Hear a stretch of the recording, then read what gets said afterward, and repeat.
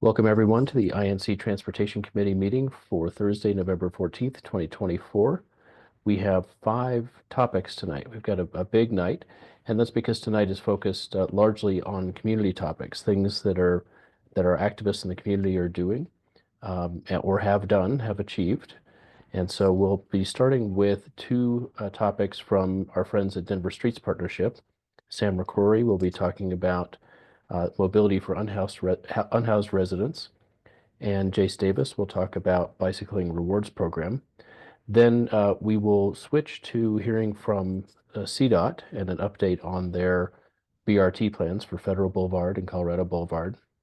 And then back to community topics with news about the recent protest on a late change to the West 29th Avenue design for bike lanes. And then hearing about a change or a policy that RTD is having that will not let people walk in a reasonably direct fashion into the I-25 and Broadway station.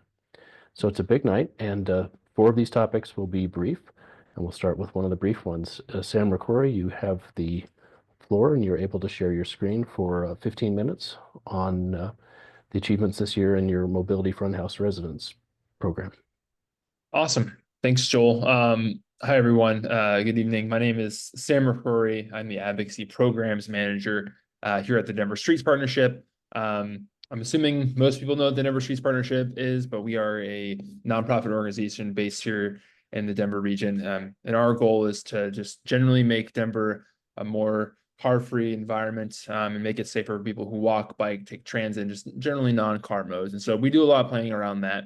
But I'm here to talk to you about a program that DSP has been running this year that we call the CAMP grant, or the Mobility for Unhoused Residents. And I'm going to get into some details about the work we've been doing and some of the findings that we've been doing this year with people experiencing homelessness in the Denver region. So again, this grant we got this year from the Colorado Energy Office through the Community Accelerated Mobility Program. Again, we call it CAMP. That's the acronym there. So if you hear me say CAMP grant or CAMP program, that's where that acronym comes from. And again, this is a pretty new grant that the CEO of the Colorado Energy Office is doing this year.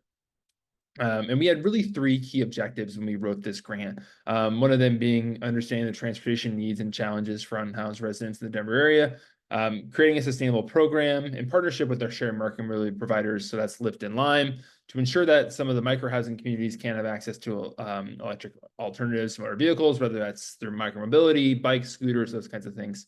And as well as our day-to-day work, additional advocacy to other organizations like RTD, DOTI, CASR, et cetera. We applied to this grant really after really it was called House 1000 at the time, but now it's called All in Mile High, that Mayor Johnson initiated, where he was trying to get folks off the streets into this housing that was either built in this kind of tiny home style or was purchased through hotels. And so we saw that as an opportunity to really kind of talk with folks, as we noticed a lot of these sites were either near transit or kind of in transportation deserts, to say, hey, how are folks who are unhoused using transportation? Is there any way that our organizations and micromobility providers could do better? And we learned a lot. I'll go through, and really the crux of this was based off community engagement. We spent the majority of the project talking directly either with service providers or unhoused residents themselves. We did do a little best practice research and talking with like-minded cities, cities like San Francisco, San Diego, Phoenix, some like new West cities, dealing with some of the same issues that we're dealing with here. And we talked to a lot of different service providers across the region. There are some of the big players that we talked to right there. So not only housing providers, but also advocacy groups as well, and even the city of Denver and their department, through an All Mile High. So, but again, really a lot of the crux of our engagement was done with these in-depth focus groups and one-on-one conversations with unhoused residents. We partnered with 3 organizations primarily: Colorado Village Collaborative, Denver Rescue Mission, and then Jace, my colleague who's actually presenting after me, just finished up our last one with Urban Peak, who primarily specializes in engagement with unhoused people who are under the age of, I think, 25. So youth who are unhoused. And so again, these were roughly 1 hour sessions where we got to get into a lot of different topics and a lot of interesting stories and personal experiences that are really eye-opening for us. And I was lucky enough to be joined by my colleague Elizabeth Santiago at the city of Denver in DOTI, and so she was able to take some of that stuff that she learned back to DOTI as well. And they're also looking at this kind of this program and thinking about it long term as well. So I'm gonna spend a lot of time on this slide right here talking about some of the major findings. Again, we had roughly around 10 again hour-long sessions, and so it's hard to take all the amazing experiences and information that we learned in those focus groups and kind of pare it down into 9 or 8 bullet points here. But these are the 3 major themes that we were talking about: was micromobility, specifically RTD, so bus and train, and then the bike ped experience, people who are walking and biking in the areas where their housing is.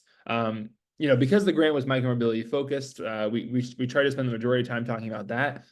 Most people are using Lime bikes and scooters. If you're unaware, Lime has a program called Lime Access, where you can get free 30-minute rides, with like your SNAP benefit, or if you have a disability, those kinds of things. You basically have to have some sort of card waiver, that kind of thing, to show that you can use this service called Lime Access. I would say about roughly 98% of the rides that are being used in micromobility is through Lime. Lyft does have a program, but it does cost money, and we think that's the really big difference between Lyft and Lime in terms of how those 2 programs operate. Another thing that we heard a lot about was poor maintenance of bikes and scooters.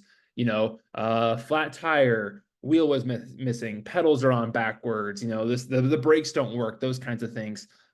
Those things really affect people. And so having actually bikes and scooters, if you've ridden one, you probably had some maintenance issues of yourselves.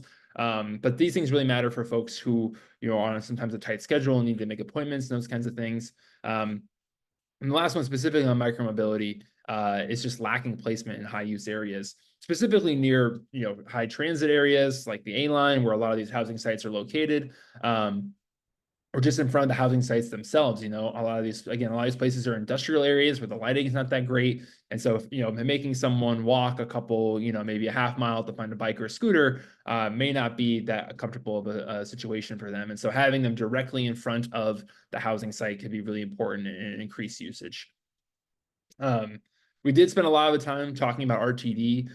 It's kind of funny as I go through these. A lot of these things are not just exclusive to the unhoused population here in Denver. It's issues with RTD in general. And a lot of what we as the Denver Streets Partnership advocate for. So a lot of them were talking about issues with service, poor route timing, not enough routes. The routes don't go far enough. This is the thing we heard the most.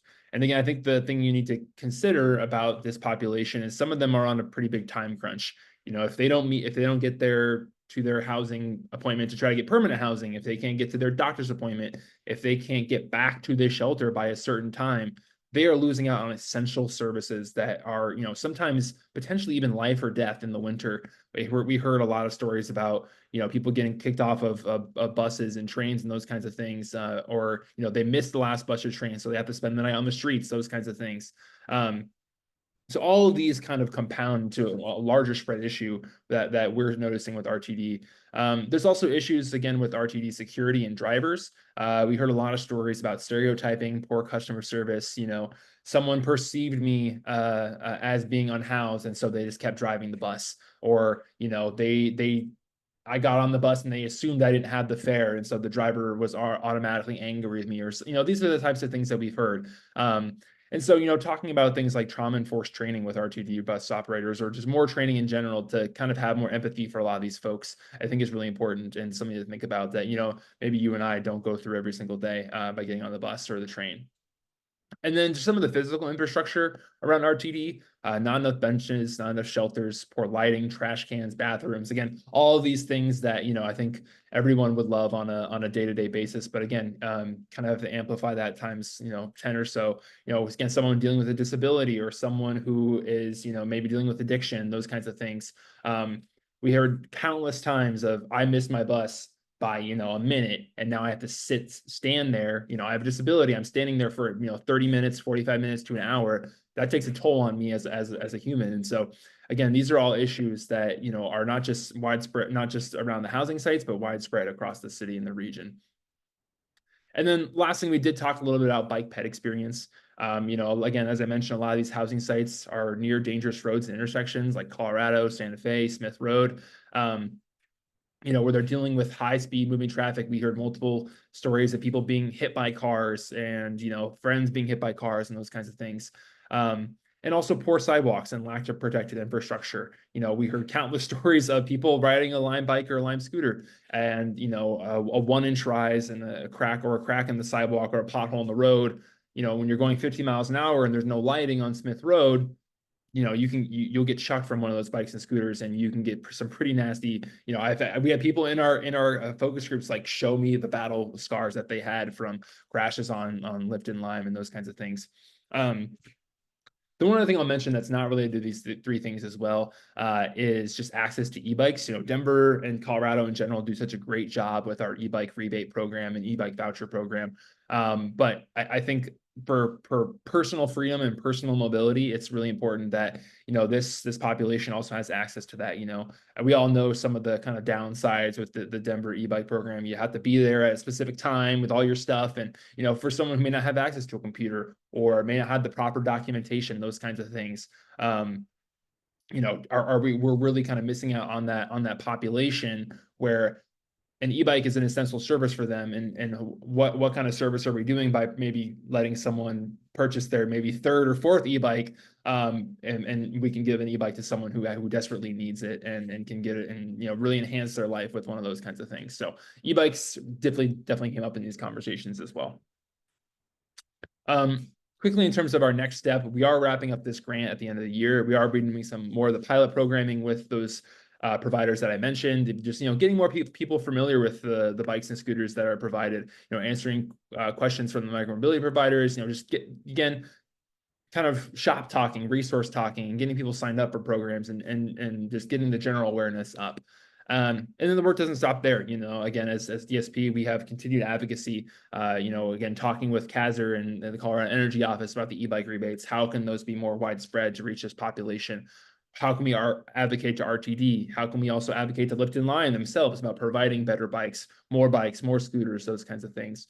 And as well as our service providers and other partners who are out there, the transportation services that they can provide to make sure that, you know, the folks who are in these shelters can have equitable and proper transportation access. So I do want to mention too that this is a 2-round cycle, and not anyone, but specific organizations and entities can apply for the CAMP program through the Colorado Energy Office. So definitely check out CAMP CEO, and I threw a link in there, and I'll put it in the chat as well. But there are basically 2 cycles to it. There's an engagement cycle or a finding cycle, which is what we're on right now, and then there's an implementation cycle as well, which is they actually just ended the applications for that in October, but there'll be a new round of engagement findings, I believe, in 2025. So that's all I have. I'd be really happy to take any questions. Feel free to reach out to me, Sam at denverstreetspartnership.org, or you can reach out to my colleague, Elizabeth Santiago at DOTI. There's her email as well. She's going to be continuing the fight. For those who are in the call, I'm actually not technically with DSP in Denver anymore. I'm just working part-time. So Elizabeth Santiago and my colleagues at DSP are going to be continuing the good fight that we started here this year. So that's what I have so far, and I'd be happy to take any questions that anyone has or comments. Thank you. No, it's a very insightful program, and I got to hear a longer version of this presentation recorded the other day. So I appreciate the insights you've gathered. We have Bruce has a question, might not be specific to this program, but Bruce, question about how far people take micromobility. Yeah, that's a great question, Bruce. They'll take it as long as it will go. You know, again, those 30-minute rides. I mean, yeah, I don't even know how long you could technically ride a bike or a scooter for 30 minutes, but, you know, depending on the charge, you could probably almost get, you know, a good chunk of mileage there, you know, 3, 4, 5 miles, depending on, you know, what kind of lanes you're on. But I think a lot of people are using them as connector trips, you know, to and from transit. Also, Jace was he was in some of his focus groups. They are good connections if people do miss out on buses, those kinds of things. And so, if there's one nearby, they'll hop on one to maybe make up for that missed connection on RTD. So I don't have any data on exactly how far on average they're riding. But I would say a good fair distance. Let's just take two more questions. John. Oh, sure. I was wondering if you had asked any of the people you spoke with whether the infrastructure that DOTI is building has been helpful or not, whether they have issues with it being complete or not, whether it's confusing to use or easy to use. What are they seeing user interface wise? Yeah, I would say mostly positive. We heard a lot of comments about the Broadway bike lane, actually. And I think the general comment was, I actually feel safe on those streets. Like, I want more of those. And again, I think the same thing goes with sidewalks and just like more separation from cars. And, there was some confusion about, and again, I don't think it's confusion on their part. I think it's driver confusion of how, left hooks, right hooks, those kinds of things in the Broadway bike lane, and just other protected infrastructure. But yeah, we heard, I would say, primarily good things and a lot more need for protected infrastructure from this audience. And we'll end with James. Hey, Sam. So yeah, two questions from my side. I know these are a bit more transit heavy, and I know that your study was focused on the micro part of this, but to what extent were you getting feedback from folks who were talking about how, RTD's fares, the low income fares, are either easy or difficult to apply for? And then two, just one of the things that we hear is that there are shelters that have to shut down for certain parts of the day, or that kind of folks have to vacate the premises for a while. I was curious if there was any perspectives or asks on that front that maybe advocates could raise with the city, with the shelters, or with RTD. Yeah, for the first question, we did hear a lot of comments about low fares. Typically, so there's been a little bit of a change to my understanding where service providers were providing actually like book tickets and stuff like that for a lot of unhoused residents. So there used to be more free transit available for this population, but I think those kind of dried up, or I'm not exactly sure why there's not so many of those around. But there was a lot of conversation, even like that I wasn't leading in the focus groups, of people being like, wait, how'd you get that? How'd you get the discount card? How'd you get that kind of thing? And so I do think, and the way this population and these people learn about things is through word of mouth. And so I think RTD, in my personal opinion, can do a better job of talking about, like, here are the low income options. And I think a lot of people kept mentioning that the only place where you could like actually sign up for that was at the intersection of Colfax and Broadway at the Civic Center station there. That's what we heard. But again, that's one station in a whole network, and so I think a wider reach with that would get a lot more people signed up for that. And to your second question about referring to a lot of these, they're called congregate shelters. So like the DRM shelter downtown, they kind of close down for the day and then let people back in at a certain time. We didn't really hear too much about that. I guess I'm kind of slightly confused. I wonder if you can clarify your question of, like, with RTD specifically, maybe it's might clarify your question there, James. Maybe we can continue it in the chat. Yeah, To for sure. run over a little bit, but you're welcome to Okay. stay on. Sam, thank you so much, and congratulations on your new role. Yeah, thanks very much, and I'll turn it over to Jace. Great. Jace, you have co-hosts, so you can share your screen. Fantastic. All right. Awesome. Well, first off, yeah, thanks, Sam. We've been working on that, and I've it's been really, really interesting, and it's opened my mind to the different perspectives in the program, for sure. So, but I wanted to plug the World Day of Remembrance, which is a Sunday from 6 to 8 at the Denver City Park Pavilion. There's going to be live music. We do it every year to memorialize those who've needlessly lost their lives to traffic violence in the city, and also to show support for system changes that we can make people safer. And so there's information on that. I can put the RSVP link in the chat when I'm done. And there's still volunteers needed. So if you're available and you want to volunteer, they're even given $100 for the 4-hour shift. Here's a QR code to the volunteer sign up page. I'll also put that link in the chat when I'm done. But we're talking today about the bicycle rewards program we did. Whoops, I got out of my thing. Where did I go? It looks good here. Oh, is it on? Yes. That's so weird. Somehow I jumped out of it on my end. I need to stop it and go back. My apologies. My computer is going slow here. Here we are. All right, I'm back, right? I hit the wrong button here. All right. So yeah, the Bicycle Rewards program, we partnered with the climate office You of might Denver. have to pick which window you want to share. It said you've started screen sharing, but we're not seeing it yet. Is there something hovering in the middle saying click on the window you want to share? Or... Yeah, I don't know what's going on here because I can see it on mine. I wonder if I exit. All right, that stopped it, right? Yes. And then let me do that. All right, let me try it one more time. And all right. How about now, Joel? Yes, perfect. Awesome. All right. So the climate office was interested in kind of learning like how successful would an incentive program be to try to get people to ride more bikes in Denver and ultimately to reduce greenhouse gas emissions. And we were specifically only giving incentives for people that were replacing their bike trips or their car trips with bike trips for their like normal transportation trips, not anything that's like recreational. And so we decided at the DSP that we were going to pilot 3 separate versions of incentive programs going through April through June. And then we evaluated how they kind of compared to each other. So our first version of our pilot program was just a strict mileage reimbursement. It was $1 per mile for all transportation related trips.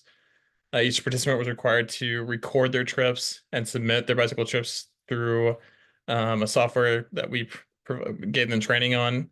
And there was a $200 maximum. So if they rode 200 miles, they would get $200 per month.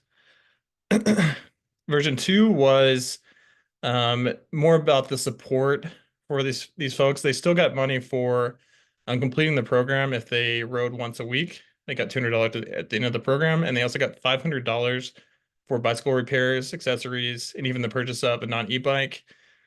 They also got access to a bike buddy, is what we called our part-time support that were there to answer any questions about biking around Denver and had a lot of experience in Denver. And then we provided also a mandatory education class along with our onboarding stuff. And so they did not get the $1 per mile like the other 2 versions of the program, but they got a lot more of these support systems. Then version 3 was essentially a combination of the 2. They got all the support from our bike buddies, the stipend, and they also got the $1 per mile. Our largest group was at version 1. That was just the mileage reimbursement. We had about 70 participants, and then we had 15 in version 2 and 16 in version 3.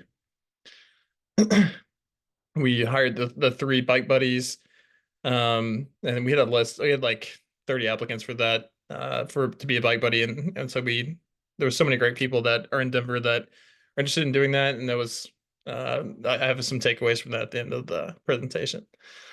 But essentially, we got over 1,400 applications. We had around 400 just by reaching out through partner organizations, reach out in our usual networks and email, stuff that we send out. But then the Denverite ran a story on it, I think, and after that, it was like 1,000 applications poured in. And so we had a lot to sort through. We were really able to prioritize the populations that we were hoping to attract. And so we one part of the program was people that didn't already bike everywhere for their primary transportation. So that was prioritized in the selection. But then of course, in prioritizing folks that had lower household income, had minority status, lower levels of education, and then were residents of our equity index areas. Got more prioritization in the selection of our participants, and then we kind of also prioritized they were able to select which program they were interested in. Of course, most people wanted version 3, which had all the goodies and incentives for riding bikes. And so here's just like an example graph of how all the versions compared to each other, just looking at just household income, and this type of color scheme where I have green for all versions and blue for version 1, orange for version 2, and yellow for version 3 is similar throughout this presentation. All right, so after the 3 months we we did with everyone, we had over 24,000 total bicycle miles traveled and over 4,100 total bike trips taken. You can really look at the distribution, and this is gross bicycle miles. So what we're talking about, you have to kind of put in that version 1 had 70 people that were in the program to start out with. So of course they're gonna have a lot more miles. But just as a split of how they all compare to each other, version 2 and 3 had roughly the same amount of participants. So you can see that version 3 had a lot more miles. It makes a lot of sense because they were incentivized to ride more miles per month. But here's a little bit more useful per person. So you can see that roughly the version 1 folks and the version 3 folks were very similar in April and May, and then by June the version 3 people were they did a lot more miles then, and it kind of indicated to us that they were kind of getting more and more comfortable. And we're kind of, a lot of these folks, I would put them in that interested but concerned about biking at the beginning of this program. The type of bike crowd that like they know how to ride a bike. They're just a little bit concerned, like I don't know how that fits in my schedule and how I get around to places. But adding a little bit of incentive and some resources really made a lot of change in their lives. Out of the 101 people that were in the program to start, we ended with 63. And really the biggest loss we had was like just getting all, and learning the recording process that we used and getting their banking information in. All that was, of course, like, I don't know, very tedious for folks. And some people were like, it's not worth it to me. So we had the attrition at the very beginning. So we selected 101 and onboarded 101. And then the people that actually completed April was like 75, and then we ended up with 63 at the end. But our program with the least attrition was version 3, just accounting for the number of people that were in each program. One thing that I was really encouraged by was the just what people would say like about the program at the end of it. This person had cancer and was talking about how like the program was really encouraging them, like they were really finding a lot of joy and vibrancy in their lives by riding bikes around. Found that inspiring. This is a version 1 participant is just talking about how it's as a teacher, it's just really easy to ride a bike and de-stress at the beginning and end of the day. And so it's something that, of course, I relate to, and it was really nice to see a lot of things that a lot of people that are in like our bicycle communities in Denver, that we think, oh, if people got into this, they would feel this way. We saw a lot of that in this program. So our main takeaways for the pilot versions, that you really each program was successful. Each version was the pay by mile versions, which is 1 and 3. They incentivize more bicycle miles and trips, which makes sense. The Bike Buddy program, I feel like it was really useful at the beginning, but as people got into the routines and they learned what they were doing, it was not as useful, I would say, at the end of the program. And so if we were doing a future program, we probably would tweak like how many resources we dedicated to that, and probably also help people a little bit more with like just having support with doing like the recording of their trips and inputting that into our program that we used. And then the most successful program now with the piloted versions would be the one that was both the miles reimbursement with all the support. They had the most miles trending upwards by the end of the program, and so we thought that suggested more of a significant lasting behavior change. So yeah, I'd be happy to answer any questions about the program. Let's just take a couple questions, if we have any. This is another really good analysis. I'm sure the folks who sponsored you in this are really happy with the data you've collected and can use it to think about future incentive programs. Are there any questions from folks here?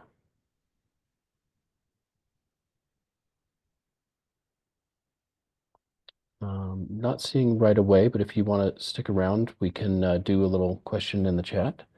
Thank you so much, Jace. Yeah, I'll stick around in the chat, and I'll plug I'll put the World Day of Remembrance links in the chat as well. Jill got those, so Oh, we are covered. Yeah, welcome to Jill. And we'll say thank you so much. I also want to welcome tonight. We've got a couple elected officials. We have Jamie Lewis, who's currently an RTD director, and we have someone incoming as an RTD director. I'm scrolling through the list here. Brett Pagliari. And Brett, I'm sorry if I mispronounced your name, but he's incoming RTD director. So welcome to electeds who have come to join us tonight. Thanks, Jace. We're now going to turn to the third topic. We're going very fast tonight. We have CDOT, Ryan Noles from CDOT, and Mai La from Denver's Department of Transportation and Infrastructure. I've made you both co-hosts, whoever's going to be sharing the slides. And we'll have a little update. They last joined us at the very beginning of 2024 and to talk about the BRT programs. And so here at the end of 2024, we're going to get an update as to how those two programs are going. Ryan and Mai, over to you. Great, thanks, Joel. Let me just share my screen here. Everyone seeing that? It is coming up. Cool. It is not yet up yet. There may be a thing where it's saying pick which window to share. I did that. What Okay. about I think we're seeing you've started screen sharing, but we're not seeing a screen yet. Might be necessary to try it again. Sure.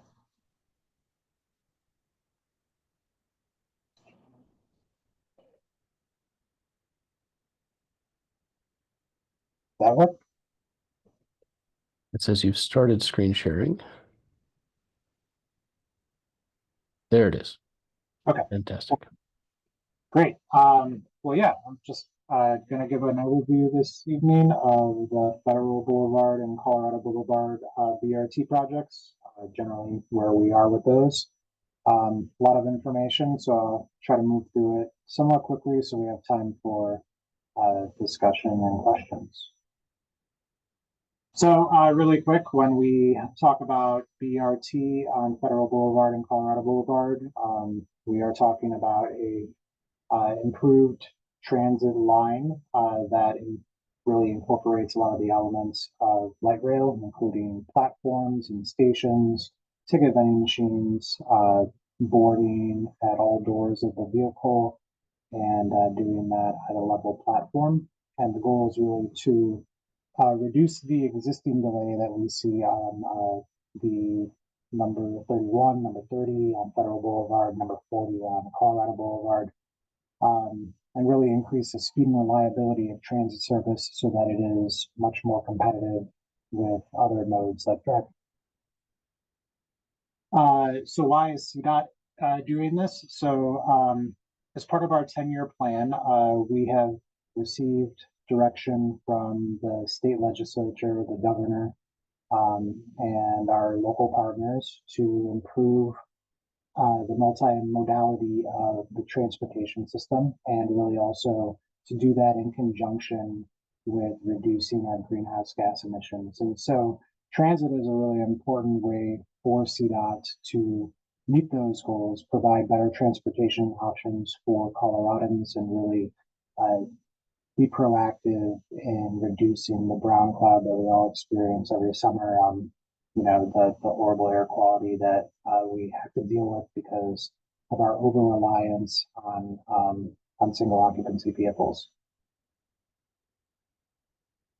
So I'll jump right into Federal Boulevard. I think I spoke about this last time I was here, but we've made a lot of progress on Federal Boulevard since the last time I spoke to you all.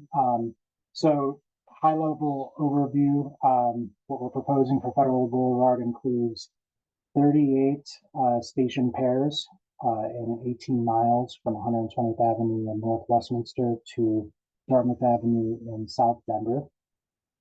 So that will replace roughly 74 stop pairs that exist today. We are also proposing consolidating the service into 2 service patterns, which I'll get into in a moment. And then the roadway work for each direction includes 13 miles of bus lanes that allow access into and out of driveways and right turns, and then 5 miles of operation in existing travel lanes, but with transit priority treatments at intersections and including bypass lanes, queue jumps, which I'll talk about in a moment as well. And then finally, we are upgrading the bus fleet. So today, the regular local 40-foot RTD bus runs on Federal Boulevard. When this project is implemented, it will be 60-foot articulated buses. It'll be the same vehicle as the one that operates on the Colfax BRT, and so RTD will have a fleet of BRT vehicles. Federal Boulevard is one of the busiest transit corridors in the entire state. I think it's number 2 or 3 in the RTD system. The number 31 experiences really enormous amount of delay. I think it may be the most delayed bus in the system. Through our work, we expect to see high ridership growth in this corridor. We recently submitted an application to the Federal Transit Administration for funding and did some ridership projections that see really great potential growth. And so we are very excited about that moving forward with this project. The goals of the project are to improve safety. We all recognize that Federal Boulevard is a very dangerous street, and that there are a lot of crashes involving pedestrians and cyclists. Too many of those are fatal or have caused serious injury. And so in our design, we are building in various elements to address the unsafe conditions that exist on the street. And then also, of course, we are looking to really improve transit and make sure that the travel times that folks are experiencing on the bus are similar to ones that they would experience in a car. Federal Boulevard is a very diverse corridor and maybe one of the most diverse in the region. And as part of our project design, we are really wanting to promote that vibrancy and improve the quality of life through the corridor. And so we'll be working with local neighborhoods and communities on that. And then finally, we are looking to really bring the infrastructure up to accessible standards throughout the corridor. There are lots of non-compliant curb ramps and sidewalks, and so we're really trying to address those as well. So as I mentioned, Federal Boulevard experiences pretty significant transit delay, about 40 minutes in each direction. This chart on the top right-hand corner of the slide shows where most of that delay occurs. So not surprisingly, south of Colfax sees the most. However, the section between 20th and 50th also sees a pretty significant amount, as well as north of the city to about Westminster Station. And we also, as I mentioned, see a lot of crashes in the corridor.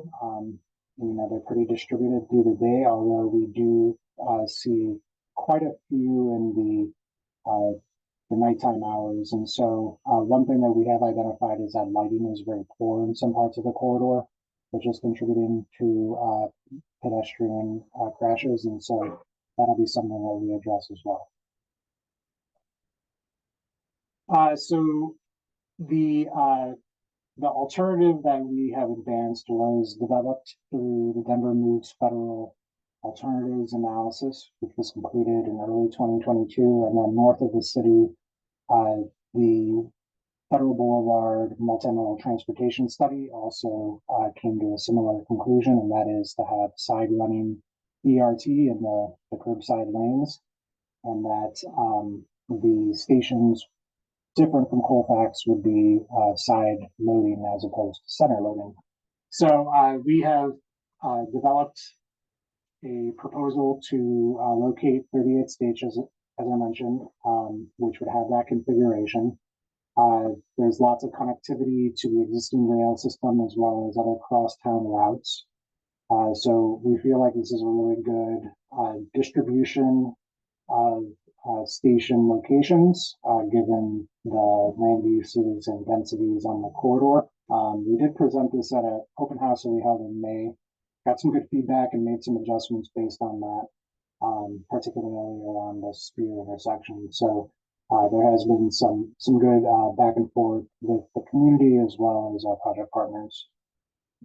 The existing service on the corridor, so there's a number of different lines. As I mentioned, our goal is to increase service and consolidate it. So today there's roughly 64,000 service hours on Federal Boulevard. Reimagine RTD, which is the system optimization plan, has already budgeted to increase that to roughly 99,000. And so what we have done is built our service plan on that already budgeted amount that was approved by the RTD board. And we've really consolidated the service into two overlapping routes. So a BRT North route between the Wagon Road Park and Ride, just west of I-25, which will extend to the Evans Avenue Transfer Center in South Denver in a 15-minute frequency, so 15-minute headways. And then a BRT South route, which extends between the Westminster Station and the Englewood Station, serving the D line light rail. And so in the overlap, that is also a 15-minute headway. The overlap between Westminster Station and Evans Avenue, which is the core of where the ridership is in the Federal Boulevard corridor, we have 7.5 minute combined headways. So roughly eight buses an hour, which I think off the top of my head is additional 36 trips a day. So it's a pretty big improvement over the service that exists today, and it's also a little easier to expect and rely on because it is more consolidated. So you can see how that looks, and then here are some connections. So we are increasing on top of that. The thing I failed to mention was we are increasing on top of that our Reimagine RTD. So it's about a 7 to 8% increase in service hours, and so we've been working with RTD to fund that additional expansion. But you can see on the right the connections with different routes, both existing and proposed. And so, not including the rail stations, there are a number of bus routes that will be connecting east and west, and then north and south to really make this a truly high capacity, highly connected line.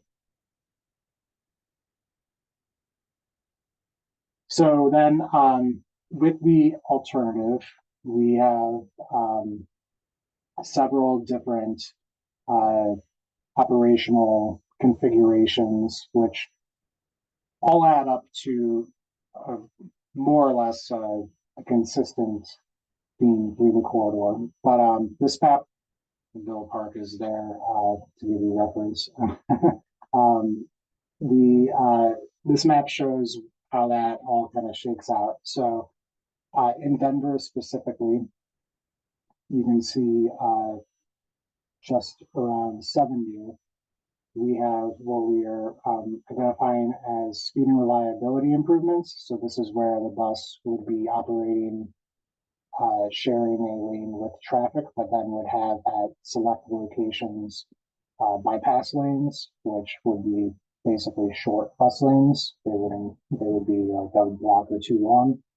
And then queue jumps at intersections for the bus to really get around queued traffic and maintain its speed. So that is mostly between the north city boundary, although there will be some short bus lanes connecting around the 52nd to about 20th. And then the blue you see here is where we're proposing semi-dedicated bus lanes, so the side running bus lanes that allow the right turns. And so that would extend roughly from 20th, right around Mile High, all the way to Evans Avenue. In a lot of that section, we'll be able to repurpose existing lanes, and some of it we need to do roadway work to accommodate bus lanes so that we can have one bus lane in each direction and then two travel lanes. So that works out to about 65% of the corridor if you include the Westminster section up north, being repurposed from travel lanes, shoulders, turn lanes. 25-ish% of the corridor is that mixed traffic with bypass and queue jumps. And then about 10% of the corridor, 4 miles, is where we're having to do roadway work to adjust the lane widths to make sure that we have room for that.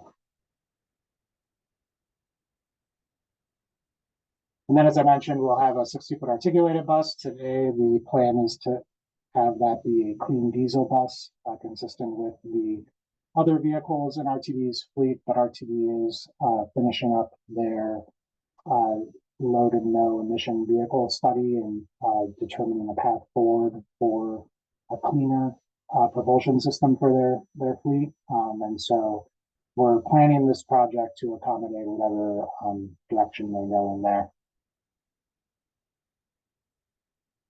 So as I mentioned, we applied to the FTA recently for a very large grant. As part of that, we have been nailing down our cost estimates for this project.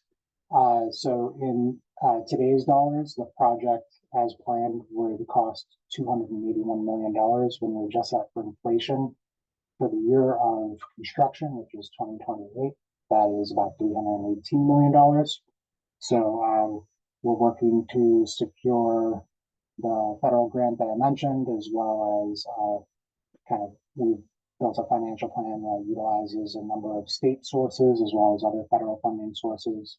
So we feel pretty good about our financial plan on that front. On the operating side, as I mentioned, the small increase in the service plan over what RTD has already budgeted amounts to roughly $2 million delta annually, and so we're working with RTD on funding that as well. But on the funding side, we feel like we are in a fairly good position.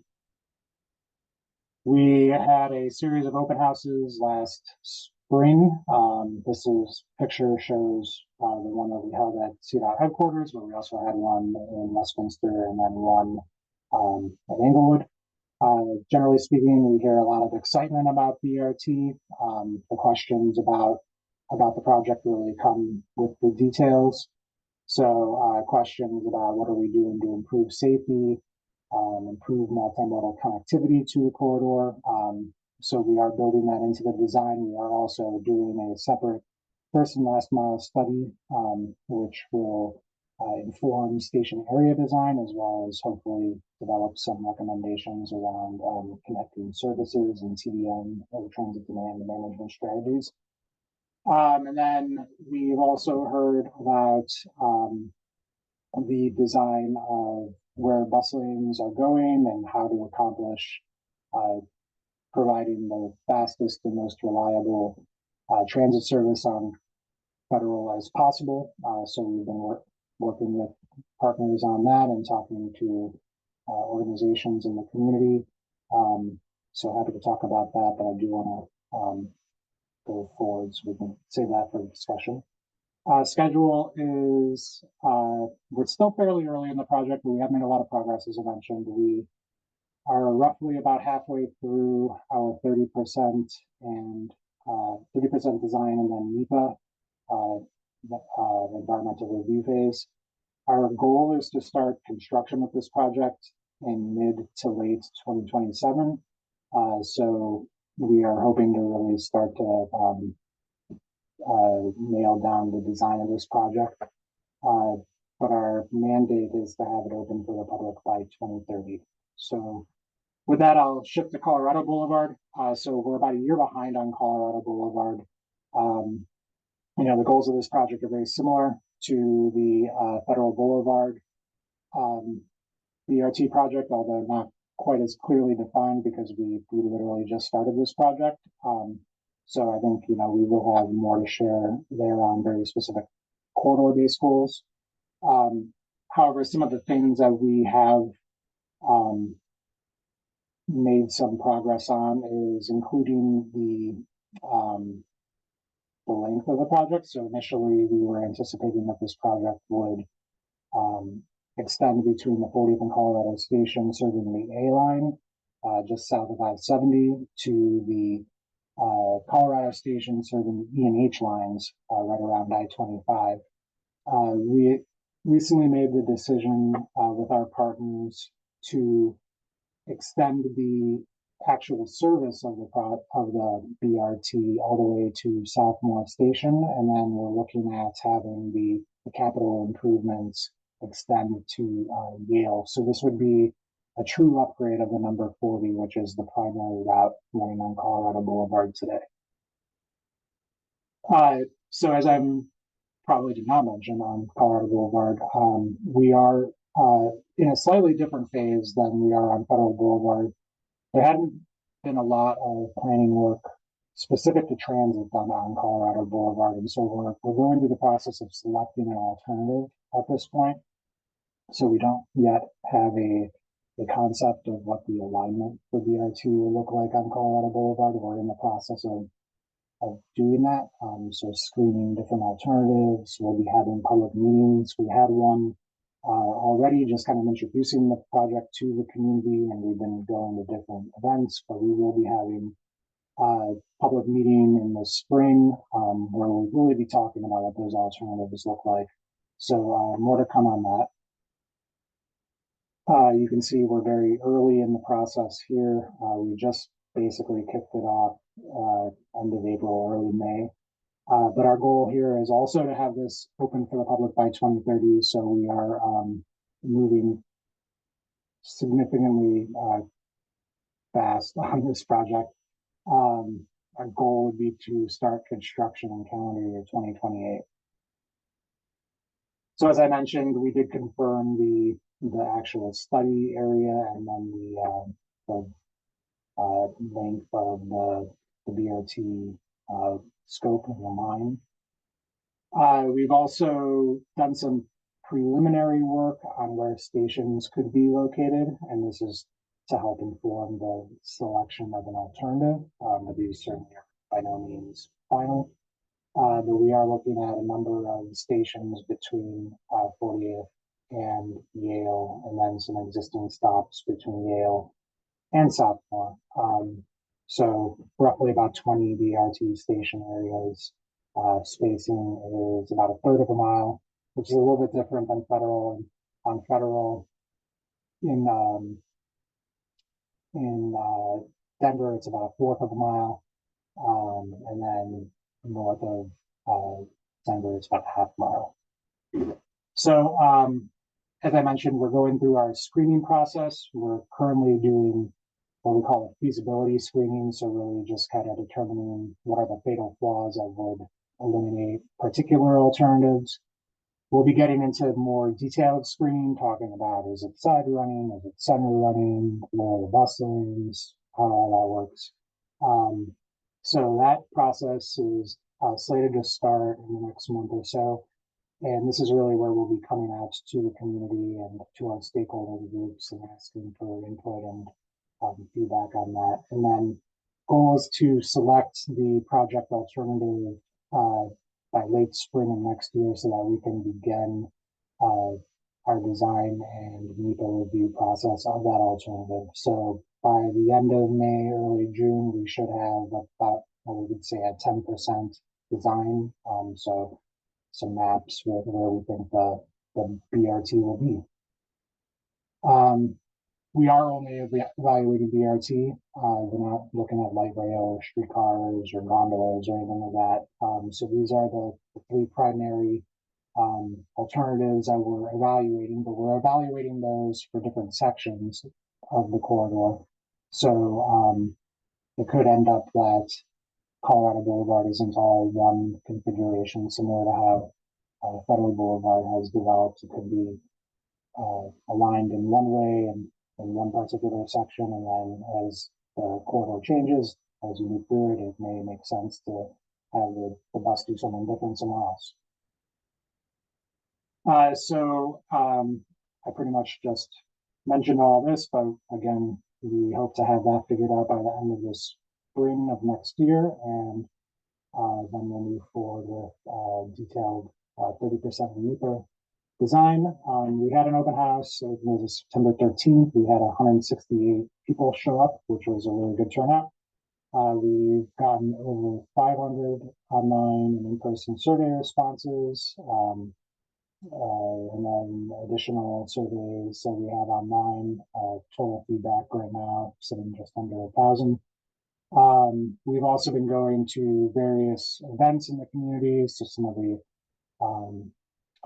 council organized events, as well as some of the farmers markets and things.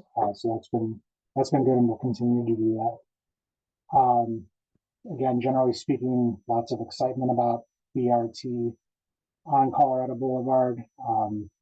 We're hearing from folks that, the high desire to see pedestrian improvements. The pedestrian infrastructure in Colorado is really lacking and just completely missing in some parts.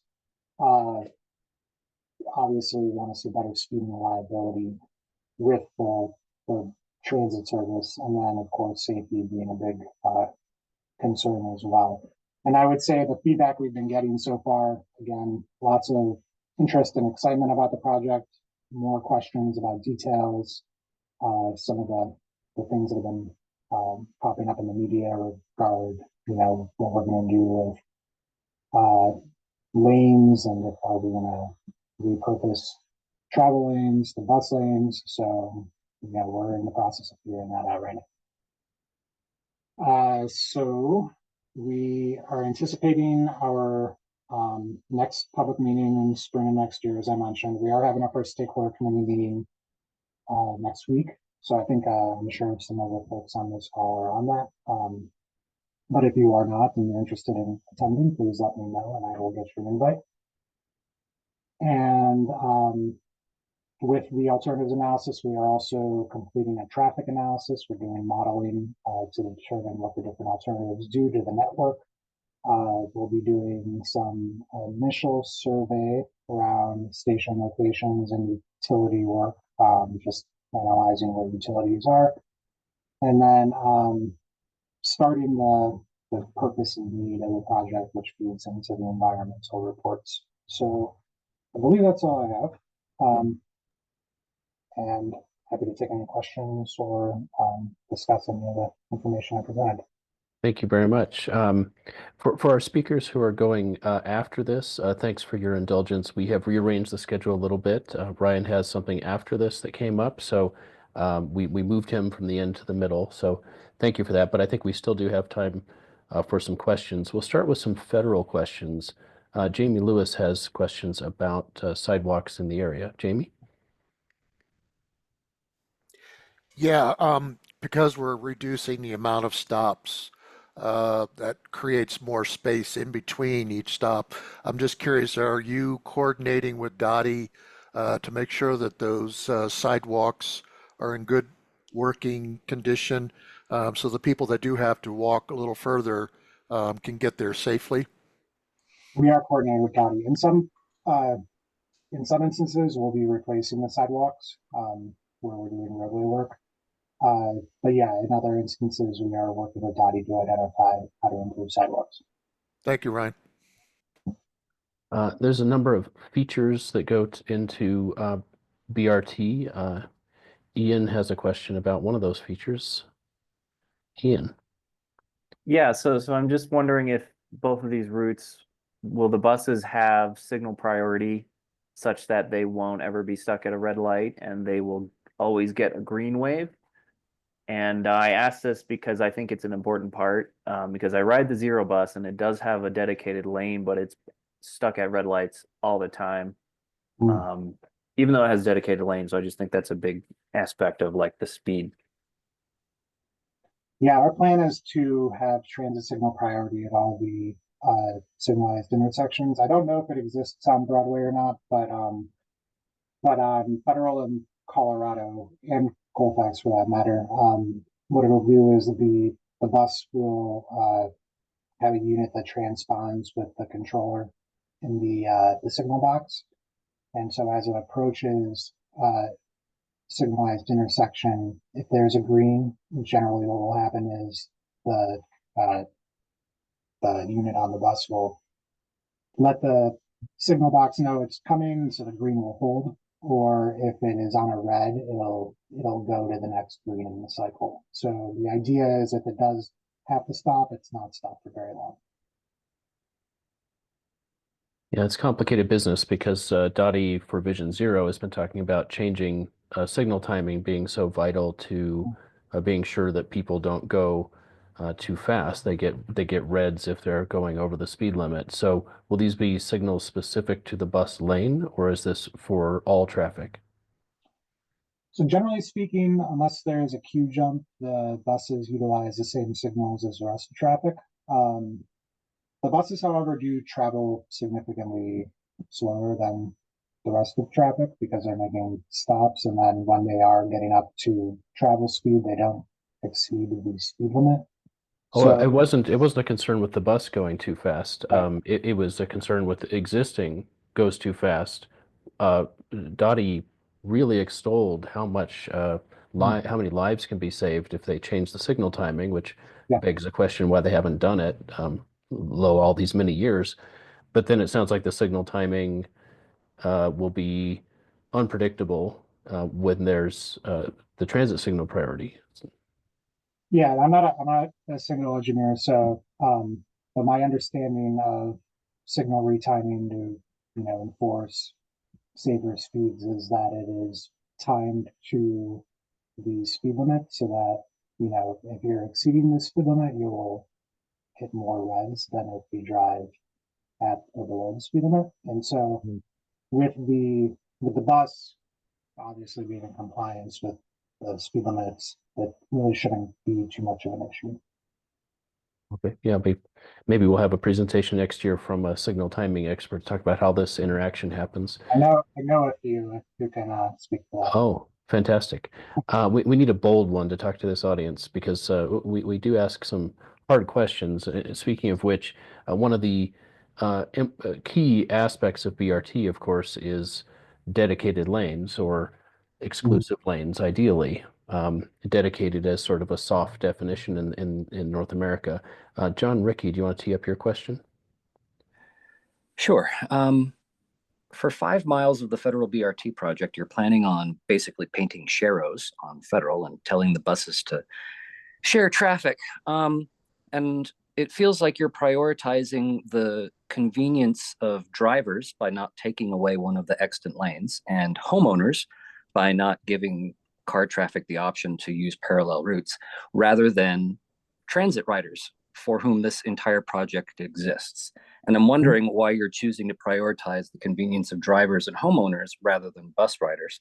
A 7.5 minute headway does me no good if I'm stuck in traffic. Yeah, well, I would say we're not prioritizing drivers. We are prioritizing 26 miles of new bus lanes that don't exist on Federal Boulevard, which will be a very big improvement. There are constraints that we have to consider with these types of projects, and I think with the design that we have advanced, which has been developed over a pretty significant amount of time, we really spent a lot of time looking at what the trade-offs and the impacts of certain components would be. And generally speaking, we don't think it's acceptable to have very large increases of traffic on neighborhood streets. There you go. You're prioritizing drivers and homeowners over bus riders. There you go. Just admit it. Well, I would disagree with that characterization, but you're certainly welcome to your opinion. So are you, dude. Yeah. Okay. Let's keep it polite, but this is one of the kind of the levels of aspiration, right? East Colfax had one level of aspiration, truly exclusive lanes. Federal has a lower level of aspiration, if I can say it that way, where there's not exclusive lanes, where there are dedicated lanes because there's all the turning movements, and then other sections fully in mixed traffic. So I think that's the Yeah, so that's the push and pull, of course. Sure. And if I can expand on that. So I think when you are looking at different components, what you're trying to what you're trying to do is really reduce the amount of delay that the bus experiences, right? Like you want the bus to overall be competitive with travel times that people experience in vehicles. So you're trying to level the playing field rather than prioritizing one over another. And with the design that we've advanced and submitted to the FTA, we do have in the 20th to 50th section 2 areas where we've targeted bypass lanes, which account for a very significant amount of that delay. So at Spear and 38th, where the bus gets most delayed, the plan is to have bypass lanes and queue jumps. And so with those, we see a very big improvement in the movement of the bus through that part of the corridor.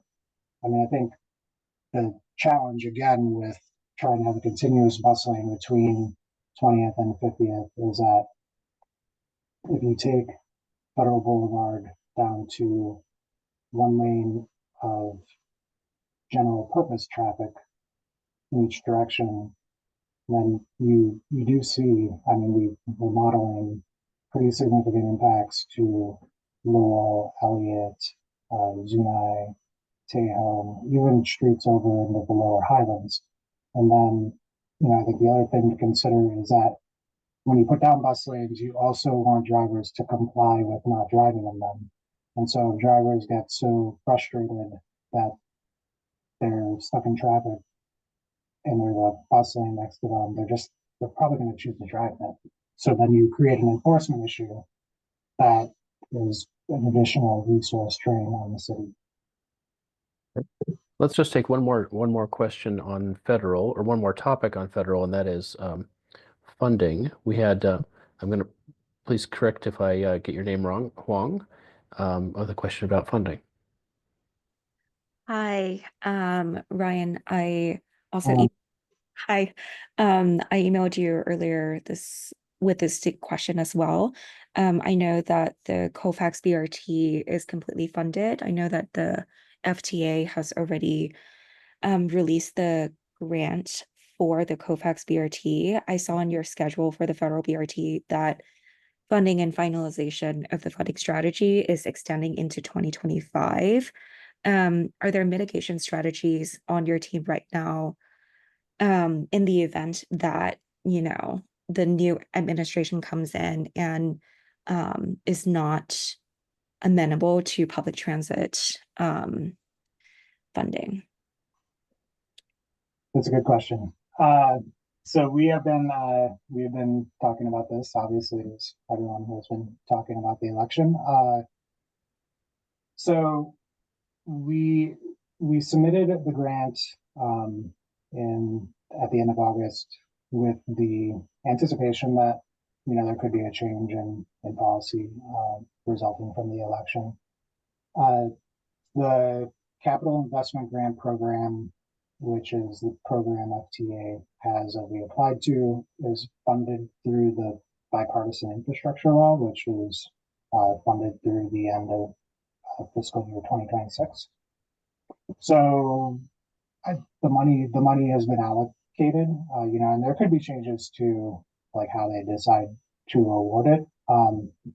Historically, in the first term under Trump, the program continued to award projects and they moved forward. So, we're taking a wait and see approach, but if things change, I think we have some strategies to address that. Thanks.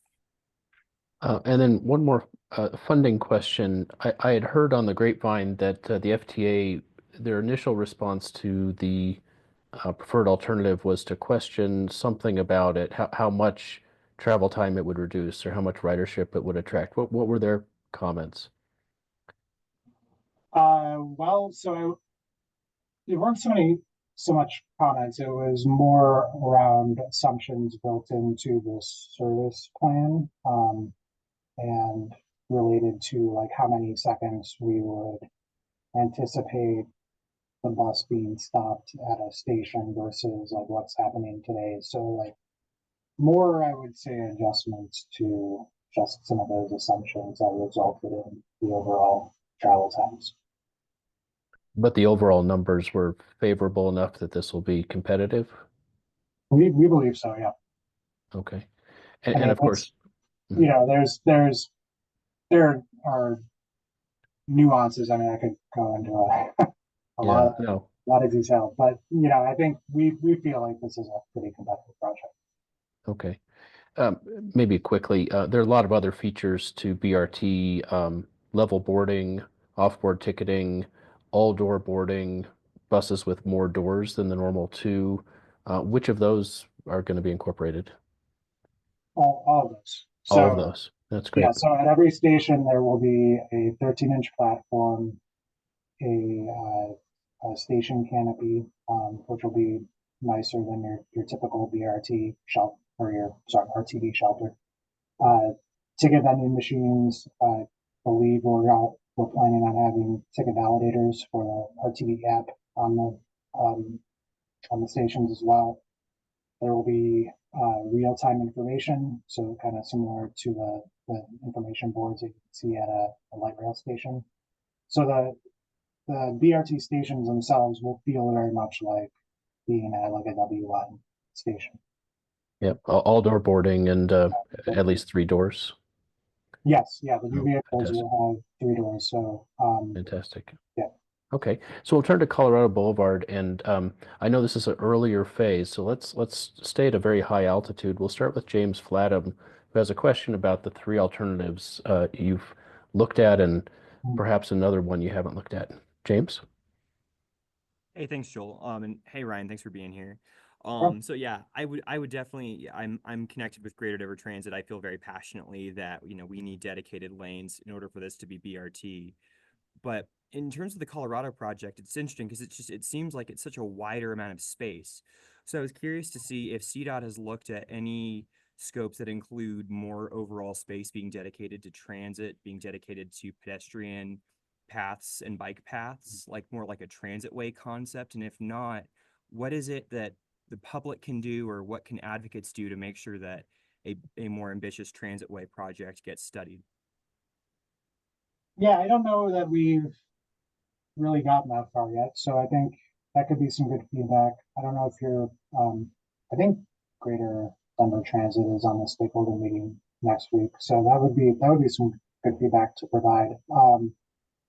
We're certainly looking at providing much better pedestrian infrastructure. So, widening sidewalks, multi-use paths. I think those things are all on the table. And but yeah, I don't know if we've actually had the conversation about like, would you put like 2 bus lanes side by side on one side of the street versus another? But I don't think it's out of the question at this point. Happy to hear that. Thanks so much. Yeah, it sounds like we can't fully explore the transit way topic here, James, but it might be worth bringing visuals to the meeting next week, because it is of the 3 options shown, it's yet another one. Anna has a question about the non-Colorado parts of the 40 and the BRT route. Anna, do you want to present your question? Sure. So, as someone who actually lives off of Hampton, I've noticed there's a lot of congestion on Hampton and the other east-west parallel streets, especially as they get close to I-25. So one of my concerns is whether or not there's going to be anything that we can do to help with bus priority in that area. Because when I take the bus when I catch the 40 on that route, it's always late. Yeah, I think we can. I think we can certainly talk about what improvements can be made in that part of the route. And I know that in Denver Moves Transit, I think that the city had identified that part of Hamden for some speed and reliability improvements. So certainly like transit signal priority would be chief among those. I think long term, it's not out of the question to think about further capital improvements down there. I think the challenge right now is we're trying to keep the BRT project constrained to a degree just because of the amount of funding we think we can get for it. But there could be, a phase two, so to speak, that we could look at, and certainly more improvements in the short term. All right. Yes, thank you. I think it's definitely something we should keep in mind because sometimes that half mile before you get to Colorado, even it sits there for 10, 15 minutes if the traffic's really bad. So yeah, that's good enough. Yeah, I think certainly Denver will be interested in that conversation too. We also have another question related to Hampton. Bruce? Yeah, it's a similar question to what Anna just asked. But I just remember too that I don't know where the Hampton Corridor study is right now. And that was supposed to be dealing with a lot of the problems with traffic and congestion on Hampton, especially at rush hour. But if you're going to have an RTD bus, BRT going from Colorado over to Southmore, taking Hampden, it could spend 10 or 15 minutes just trying to get through Holly and Happy Canyon. Yeah, that's good feedback. I think we should certainly have more discussions about how to improve the speed there. By extending the corridor, and I remember the lines that you showed, Ryan, not only extended it southward, it also had an L off to the east. Does that imply that improvements to the road to make transit work better would happen on Hampden, for instance?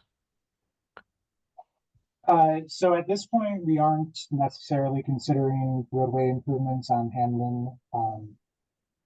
I think it is a conversation that we should have. I don't know if it's possible to do it as part of the Colorado BRT project, but I think we want to hear that feedback.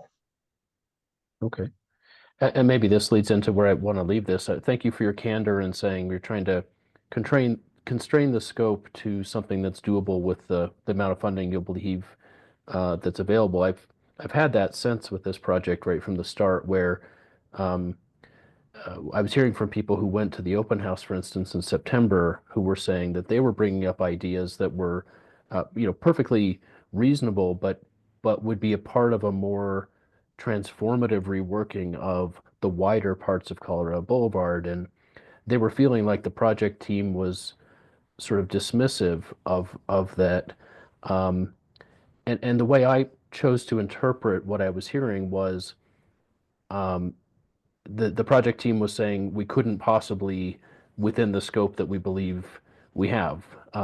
So I guess to phrase it as a question, whether it's a more ambitious look at Colorado in the future or leaving the breadcrumbs as to what needs to be looked at, what might be interesting for Hampden, is there any way that this project, when it leaves off with what it can achieve, will pass to the future a document that says, here's the directions to go for the next iteration that would be the next level of transformative? Yeah, I mean, I would say that with any of these projects, I mean, one of the great things about BRT is that it's more flexible than a rail line. So you can, it's additive. You can you can improve on it. And I would say, generally speaking, now, I mean, whatever we end up with by 2030, like, we should certainly want to improve on it in the long term. I will say, like, our approach with federal has been, we have kind of like a base BRT project, and then we've been thinking about, like, what are all the other things that are really important to this corridor, and how do we move those things forward? And I think a similar approach makes sense for Colorado too. Like, let's use this process to identify what's important for the street and figure out, like, how to make things happen. If it doesn't happen within the official scope of the BRT project, like, we can find, or hopefully we can find, ways to deliver it around the same time or at the same time using other sources. Great. Well, I hope our future selves don't fall prey to the sunk cost fallacy. If we get, 10 or 20 really good years out of improvement here, proving that BRT can help, and we have better and actually more transformative ideas for the next major iteration, that we don't say, oh, we can't change what was done to begin with. We can only tinker around the edges because, of essentially a sunk cost fallacy. It should be iterative, and anything your team can do to leave breadcrumbs for the future would be great. Thank you for joining us tonight. I hope we haven't made you too late for your next event. No, you're okay. Thank you for inviting me. Happy to come and talk to you all whenever you like. Yeah. Ryan's always been very open to our invitations, so really appreciate that. Thank you. Thank you. Okay, our final two topics are West 29th Avenue protest and the pedestrian access to I-25 and Broadway station. Do either of those speaker groups intensely need to go before the other? Otherwise, we'll do the West 29th Avenue protest first. Okay, we have Emily Kleinfelter, and I will make Emily, since I got the slide deck from Emily, I'll make you the co-host if you'll be presenting. And you'll be co-presenting with Lauren Kurgis. So welcome, and we'll keep this to about 15 minutes, including Q&A. Would you like me to share my screen, Joel? Because I can do that as well. Yeah, please, go ahead. Okay. All right, let me get this slideshow going. All right, we see it now? We all Perfect. good? Yes, yes. Awesome. All right, Lauren, you want to start us off? Sure. Yeah, we're just going to start with intros. My name's Lauren. I live in the West Highlands neighborhood, and biking is my primary form of transportation. I bike on West 29th all the time to get to work and around town. And I'm Emily Kleinfelter. I am very similar to Lauren. I use a bike as my main form of transportation. I don't live on 29th, but Lauren is one of my best friends, and so I use the street to get to her very often. And just one little quick thing I'll note is that I added the RSP after my name recently. So that's Road Safety Professional. And it's a certification for being a road safety professional. I guess that's, yeah, but that's me. So, but today we're here to talk about 29th Avenue over in the sort of West Highlands neighborhood and the engagement process that's been happening over the last time, and sort of Joel called it a protest, and we actually intentionally did not call it that. We called it a rally. But so what happened? How did we get here? Well, initially 29th Avenue was planned for repavement. And so as part of that process, the city tries to coordinate those repaving activities with improvements. And so West 29th is a high injury network, or part of the high injury network, and it was identified as needing safety improvements. And so because of this, they ended up doing, their typical public engagement process that DOTI does, or the Department of Transportation and Infrastructure. So they sent out over 7,000 mailers and open house events, and even did an online survey. And so, you have a variety of different ways for people to engage. And ultimately, the top sort of opinion of the community was that adding a protected bike lane was the top priority. and that preserving parking there was the lowest priority. And so in August, a final design was presented to the public that upgraded the bike lane that's currently there to a protected bike lane along the corridor, with the exception of 2 different areas along the corridor along some commercial areas. And so that was released in August, and the public was pretty okay with that. You know, the exception of the 2 commercial areas was not ideal because there are better ways to create protected bike lanes and still have areas for loading and that kind of stuff. But then in mid-October, the city re-announced that a final design was shared with the public, and they said, this is actually the final design, not the one we put out in August, but this one. And this final design was removing that protected bike lane along about half a mile of the corridor from Sheridan to Tennyson, where those commercial areas are. And this is something that obviously people were pretty upset about, because all of this public engagement process had said a protected bike lane was priority and preserving parking was really not what the community was wanting. And so that was sort of the precedent to get us to where we are. And now we're going to talk about sort of why this happened, though. Yeah, so I want to preface this slide with, I think it's still not like 100% clear why this happened. But these are some of the things that we've heard from DOTI and sort of our own opinions as well. So DOTI has shared some reasoning. They've talked about a post-final design realization related to access, specifically for a few homes directly on 29th that have a lack of access to an alley. It might be useful to note that they do have driveways and garages, so they do have off-street parking. So I think this has been confusing to a lot of people. DOTI's talked about timing issues, that they didn't have enough time to do as intensive of a public engagement process as they would have wanted.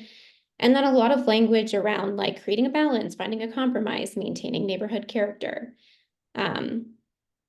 It is my own like personal opinion that I think this started to like crumble a little bit, even with the first initial design that was shared in August, even though there wasn't really any kind of public response that I was aware of that was like opposed to this initial design. But I think that what ultimately happened is that you had a few businesses that really were opposed to having the on-street parking in front of their businesses removed. I think the kind of concern around loading and deliveries is definitely a valid concern for those businesses. I think that the city could have maybe thought of some innovative ideas for compromising with those businesses, such as having loading zones in protected bike lanes. This is not like a novel idea. This is a design that exists even in Denver. But instead, they decided to cave in to those businesses and just leave those bike lanes in those commercial areas as unprotected. And so I think that making that decision really set the stage for then anyone else to say, well, what about my parking? And that's exactly what happened and why we're here. So a few local homeowners were able to get a private meeting after that final design was shared. Director Ford went out to their homes and met with them privately. This was not a continuation of the public engagement process. It was a private meeting behind closed doors. The public was not aware that these meetings or communications were happening at all. They thought that the design was final. And because of those communications, ultimately, we know that parking for a few was prioritized over the public good. And so that's why we decided to get together and have a rally and take some direct actions.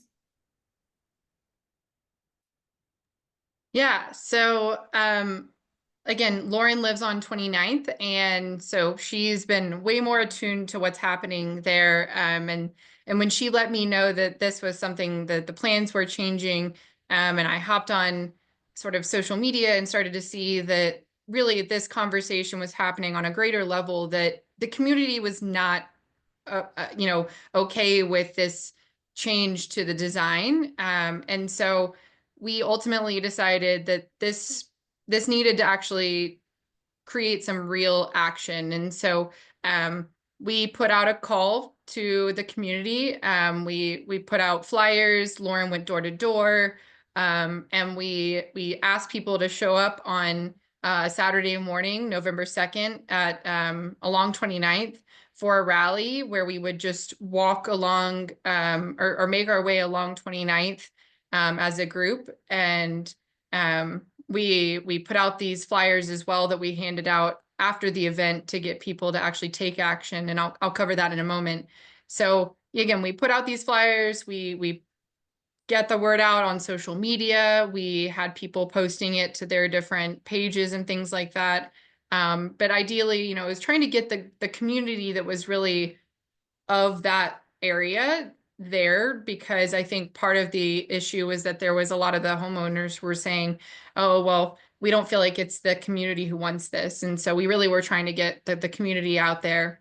And so we had two sort of parts of the actual rally. We did both that walk that I mentioned, but we actually also did a demonstration project along 29th where we put out these cups where we filled with water to along where the painted bike lane will be, to show sort of that paint is not protection. And quickly those cups were demolished by cars who were driving, you know, without care, things like that. And, you know, you'll see in that image there that it kind of gave us a really visual impact of what this bike lane without protection might be for a person riding in it. And so that what we thought was like a really sort of impactful action. But then on the other hand, having over 75 people show up from the greater Denver community to show up for this rally, we thought was also a really impactful action as well. And so again, we made our way down 29th as a group. And then once we started kind of around Yates and then made our way east and created a people protected bike lane with our bikes and ourselves to really show like this is what strength in numbers looks like, and the community really is behind this. And then again, after we had the rally and we had the people gather, at the end we had that flyer that I showed you. So this flyer has 2 QR codes on it, one to email the executive director and the other was to sign a petition. And so we really felt like, you know, it's one thing to have people show up. We had the media there, both Channel 7, Channel 9, and Denverite showed up and did a piece on it. And so that was really great to get the word out, but we wanted to make sure that this was taken to give people a step to actually take action. And so creating these QR codes where it was really simple. Again, what happened is if you scan the QR code to send an email, it gave you a link and it popped up an email already written. You had your, the people's emails were in there, the letter was written, you just needed to press send. And then the change.org petition that we created was also very simple. And when I created this PowerPoint, I think yesterday we had almost, 560 signatures. So that's a lot of people post all of this public engagement process who are making their voices heard. And then, yeah, I think that Lauren's going to kind of tackle how do we go from here? Oops, sorry. Okay.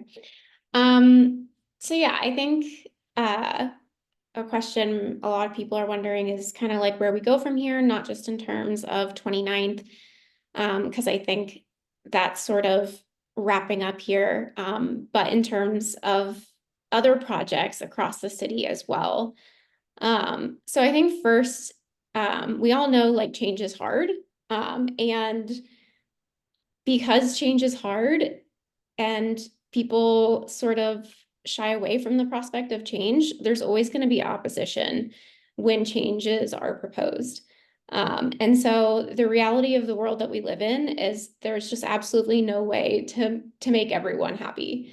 And I think, because of that, DOTI has policies and plans. And it's really on DOTI to, in my opinion, stand their ground in these sorts of situations where the people who perhaps are not happy about a proposed change are being quite vocal about it. And so, they need to follow their own policies. And then when they don't, the community should really hold them accountable. So that's kind of what we've been trying to do here. I also think that the outcome of this project, it really sets like a literally dangerous precedent. And it does in a couple ways. First is that it sets the precedent that if a vocal few are loud enough about parking, parking will be prioritized over safety, which we know based on DOTI's priorities that it's not. At least that's what is shared. And the other piece of this is the precedent that like final plans maybe aren't, or like final designs aren't really final. And so I think this is confusing to a lot of people, and understandably. I heard recently that there's a community in Denver that in the past has gone to DOTI to try to modify final designs. And the reasoning was that they found out that some data that was being used was inaccurate. There were inaccurate, I think, traffic counts. And what they were told was that, sorry, but final designs are final. And so now that this has happened with West 29th, those people are rather confused and frustrated because they thought that final designs were final. And so in this case, I think, the question is, well, are final designs only final when they would be modified for safety? Because in this case, the final design wasn't final and it was modified in the interest of parking. So that's definitely something that I think is cause for concern. And so I think these last two questions here, like if there's anyone here in other communities that cares about safety projects in their communities, I think it's fair for people across the city to be wondering, is this going to happen in our own communities? And to ask questions of our city leadership. And so I would encourage anyone who cares about safe streets to reach out to their council members, to DOTI leadership, and ask questions such as these. What are the priorities? We know that DOTI has priorities, but ultimately the proof is in the pudding. And does this project sort of indicate that priorities have perhaps shifted? And then asking questions about what we can expect in future projects around the city. Can we expect projects and designs to be guided by the public engagement process, or will they get scrapped or watered down in the interest of a few? Can we expect that parking will be prioritized over safety? So just a couple questions that maybe you could get asked some clarification from our city leaders. And then I think just this whole process, maybe it sounds sort of discouraging, and it's definitely a bummer. It's a bummer for me as somebody that took part in the public engagement process, but ultimately we know, that we're the majority. We saw the survey results. Most people wanted the protected bike lane as a top priority, and we're okay with completely eliminating parking. And so I think, when we come together as a community, we have that sort of collective strength, and we have to continue, fighting for that because it's a worthy cause. And so I think, Emily, if you want to go to the last slide, it's just an example of why it's a worthy cause and who the people are that we want to protect in our communities, and everyone deserves access to safe streets, regardless of their mode of transportation. So this is from our rally. I don't think it's sharing the audio, but some kids were riding through our human protected bike lane. So yeah, that's all we have, but we're happy to take any questions. Thank you. We've just got a couple minutes for questions. I think this is great background and nothing that anybody else could share as clearly as you, who organized this, so thank you. I think I heard you say what you're looking for right now from other neighborhoods around the city isn't so much on this topic, because say sort of this has happened, but correct me if I'm wrong, but you're trying to raise awareness about the overall process being unpredictable. When things are said to be final, they may not be final, and questioning priorities. Is that right? Yeah, definitely. I mean, the effort, the rally, including the petition, is to go back to that final design that was shared in August. But I think beyond that, there are further implications, and those are some of the things that we touched on about setting precedents here. Okay, so there still is a push to reverse the decision. Yeah. Okay, I didn't want to undermine that. I think I heard at one point. Yeah, okay, so thank you for correcting that. I wanted to be sure. We just have had a couple questions here. So let me see. First was about the secret meetings. David. Yeah, I was just wondering how you found out about the secret meetings that were happening. Yeah. Based on our conversations with DOTI leadership, we were told that meetings were had after the final design. We also had a person who did submit a core request for emails regarding this issue within DOTI, maybe specifically to Amy Ford. And so within those email correspondences, we were able to kind of discern that it led to a private meeting at their residence. And then there's some amount of, and you're welcome to stay and engage more in the chat, but there's some amount of conversation about, well, how much parking is needed? Did they study, isn't some parking needed somewhere? Yeah. Huang has some information here. Maybe you want to phrase it in the form of a question that they can quickly respond to. I have Okay. no question. I have too much Okay. context into this. You have too much context. Okay, so in the chat, there's some discussion about a parking study that was done prior to what was first presented as the final design, finding how much parking was there, including a high rate of underutilization.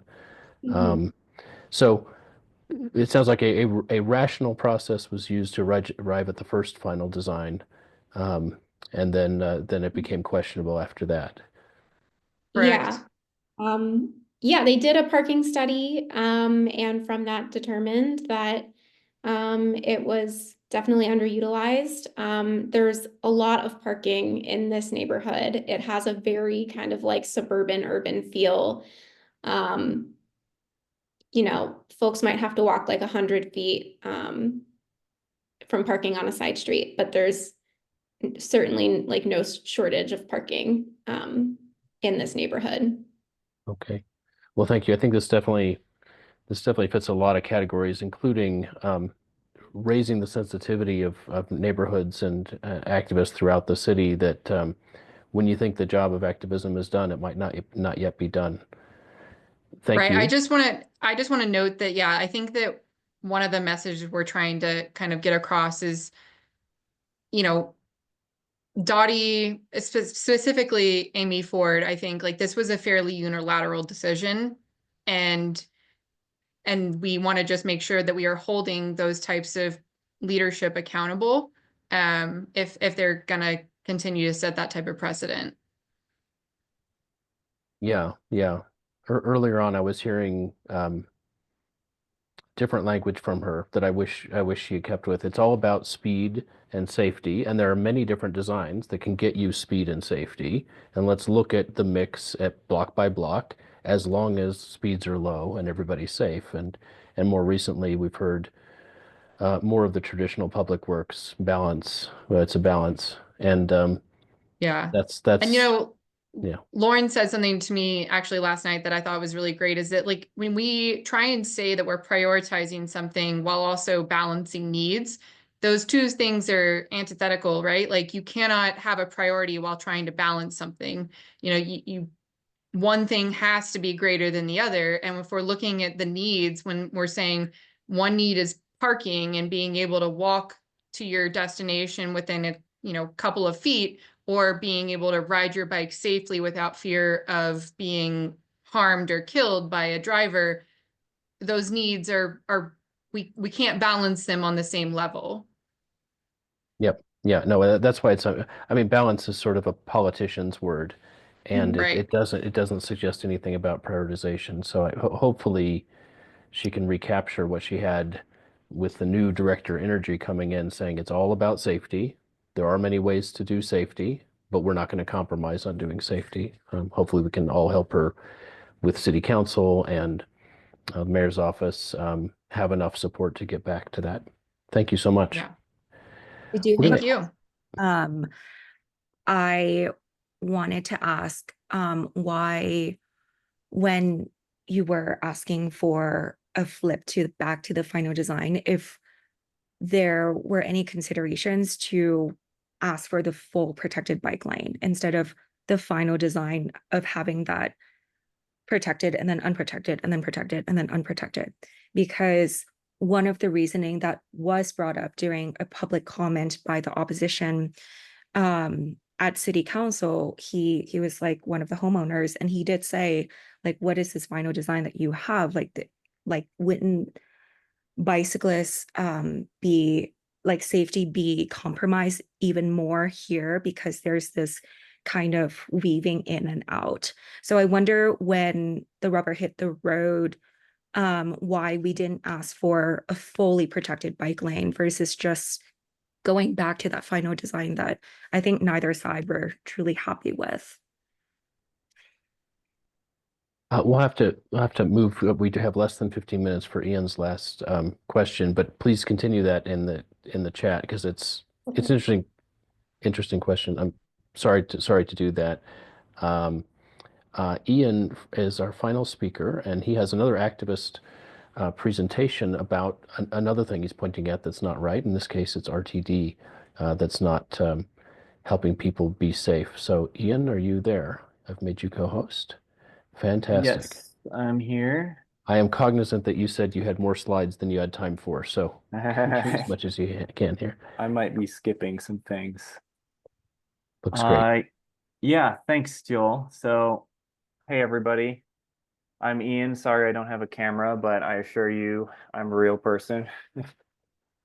And I'm going to talk to you about how RTD is hurting pedestrian access to their own train station at I-25 and Broadway.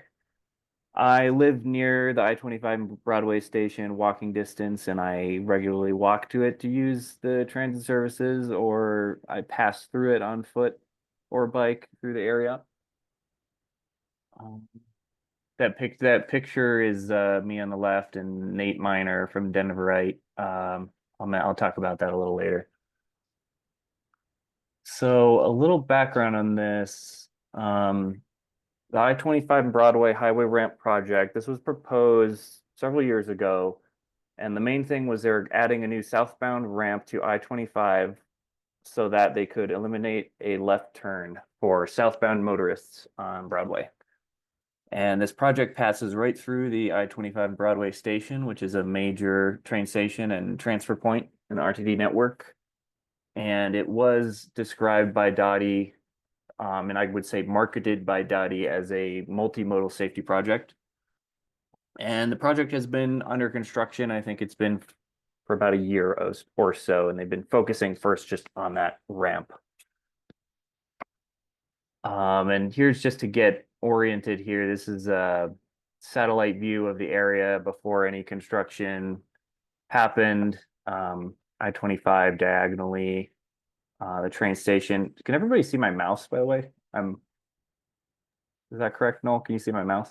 Not necessarily, no. We see the screen. Okay. But we have to keep moving, though. Yeah, I'll keep going. Yeah, the train station's on the left. You see, oh yeah, there's the mouse. Note Great. is Ohio Ave, goes east-west. And this street is the closest street to the train station. It's got a bunch of houses along it. And if you extended Ohio Ave to the left, which is west, it would intersect with the train platform. So it's basically the street that would go right to the station if it passed through. So in the pedestrian access to this station, as part of this project, DOTI originally proposed a nice, direct, convenient pedestrian path from Ohio Ave to the station that would pass through a tunnel that goes under the new highway ramp. And that sounded nice, but this path was vetoed by RTD out of safety concerns over conflicts between parking motorists and pedestrians. And sometime in 2022 or 2023, I think, the path was removed from the plans on the project website. And then the new design replaced this path with a new path, which is longer, indirect. It's a longer indirect route that crosses the entrance to the new highway ramp. So it crosses 4 lanes and has you walk in the wrong direction while you're crossing those lanes, and you have to backtrack. So now I got some more pictures. So here's the original path in the design. I have it circled in blue, and this is flipped right now 90 degrees. So the top, looking up is actually east. Yeah. But anyway, you still see I-25 going diagonally. You see Ohio Ave and Broadway, and there's this nice path. It kind of makes a diagonal line almost. And it goes through what would be a future parking lot. It goes right through the middle of it, and then under the new ramp, and then it spits you out right at the train station. And Ohio Ave, of note, is that it has the closest homes to the station, which is potentially a very short, easy walk. And where the path spits you out, it's basically right in the middle of the station, and there are already existing ADA ramps and crosswalks leading to the station platforms. And this is like a view of if you were to pass under this path, and you're looking towards the station, you have a straight shot right to this banner that says I-25 Broadway Station, basically the middle of the station there. And here's another view of that. And this is me standing under the tunnel to the new ramp, which is already constructed. And there's already this wide multi-use path under it, which looks pretty sweet. And again, spits you out right in the middle of the station. And now I'm going to turn around. And this is a picture of I just turned around, and now I'm looking towards Broadway. And you can see that this nice wide path, it dead ends right now at this future RTD parking lot, and which is currently a dirt construction staging area. And then if you see this little red circle I have, that is the Ohio and Broadway intersection. So it's very close. It's like right there, And I'll keep going here. So now that path, as I said, RTD said, no can do. We don't want that. So they denied it because it was their property, and DOTI said, okay, we'll put in a different path. And so this is the new path. And then again, we just rotated 90 degrees. Sorry about that. This is another, I circled it in blue again here, is if you're at this corner of Ohio and Broadway, you have to go up north. And yeah, I wish everybody could see my mouse, but I forget how to annotate. I think we can. It helps if you wiggle it a bunch. Once you stop moving it, it disappears. Oh, okay, I see. So yeah, you're going up here, and then you're crossing 4 lanes of this new highway ramp, and you're going out of the way here, and then going towards the station, and then coming back down to go basically around the ramp rather than going through the ramp with the tunnel. And by the way, this new path, it's not yet constructed. It's still dirt right now. The ramp is there. The highway ramp is there, but this path is not there yet. And so now here's a little diagram of me comparing the old path versus the new path. So the old path is in the light blue. New path is in red. And I'm picturing somebody on Ohio Ave, the south side of Ohio Ave. And by the way, if you're north of Exposition Ave up here, you might use the Exposition Ave entrance, but certainly if you're on Ohio, you would want to just take the straight shot to the station. So you're on Ohio Ave, south side of it, you're heading towards the station, and now you get to the point where that RTD parking lot is, and in the new path, you have to go in the wrong direction, cross the 4 lanes of highway ramp, and then come back around, which is a significant deviation. But since the parking lot will be there, you would expect able-bodied people would walk through the parking lot anyway, because it's the shortest route. It would be a desire path, even if they don't pave a path there. But that means there's not going to be like a formal ADA path that would be useful for people with wheelchairs, strollers, bikes, mobility issues, wheeled suitcases even, that's not going to be very useful for them. So I brought this up at an RTD board meeting, and some fellow advocates echoed what I was saying as well. And we got a response from Deborah Johnson at RTD, the general manager. And they said that in communications with DOTI, capital program staff did not support the proposed blue line path. And the blue line is, this light blue line. They did not support that path as depicted in the map for safety reasons, given the potential for contact between automobiles and pedestrians, as pedestrians would necessarily be required to cross a busy bus movement area to reach the station, and motorists' visibility of others, including individuals in wheelchairs and children traversing the lot, may not be optimal. So they're kind of saying this is why we blocked this path, which to me doesn't make a lot of sense, and I'll share my thoughts now below. Is that this is going to be an RTD parking lot, and there's going to be parking motorists that are going to walk that route through that lot to get from their car to the station. So I'm wondering, why is it okay for them, but it's unsafe for local neighbors like myself walking or rolling to the station?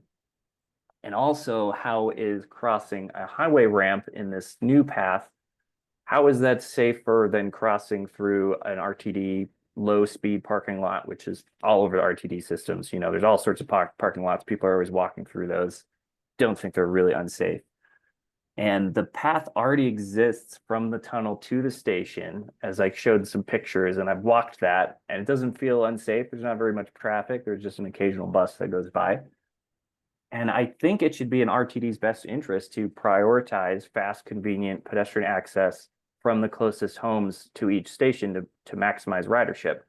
They can't focus solely on park and ride access and ignore, the local neighborhood access. And I think this is low-hanging fruit. It seems like something that's definitely fixable and seems really simple. So I'm kind of not sure why RTD is refusing to allow this path to be built. I got a little Denverite news coverage. Myself and Amy Kenry took a walk with Nate Miner through this area, kind of showed him around. And so if you haven't seen that, if you just kind of Google Denverite I-25 and Broadway, you'll probably see it, which was good to just help get the word out there. And now, like, my calls to action here is, the main thing is, like, this is solely on RTD. So it's in their control. It's not in DOTI's control. DOTI wanted the old path. RTD said no. So really we have to push RTD board members, which would in turn push RTD management to restore the original path to the design before it's too late. Like I said, nothing has been constructed yet, so it feels like there's time for me. Shovels have not gone in the ground for this path. So email your RTD board members. Jamie Lewis is the current RTD District A director. You can go on the RTD website to get all their email addresses. Give public comment at the next RTD board meeting, which is on Tuesday, December 3rd, 5:30 p.m. You can do that virtually or in person or by email. And also contact future board members who are starting in January. For example, Chris Nicholson is going to be the new RTD District A director. And this is more something I'm doing, is working with local RNOs to draft a letter to RTD and to Councilwoman Alvarez, like the West Wash Park Neighborhood Association and the Lincoln Street community. So we're probably going to get a letter going soon. And also just spreading the word on this issue, which again, I think is low-hanging fruit, and put pressure on RTD to rectify the mistake. So, seek additional letters sent to RTD from other advocacy groups like Greater Denver Transit's great group, Denver Bicycle Lobby, to name a couple. Contacting city council members, and I would hope to get additional news coverage, and hopefully we can get this fixed before it's too late.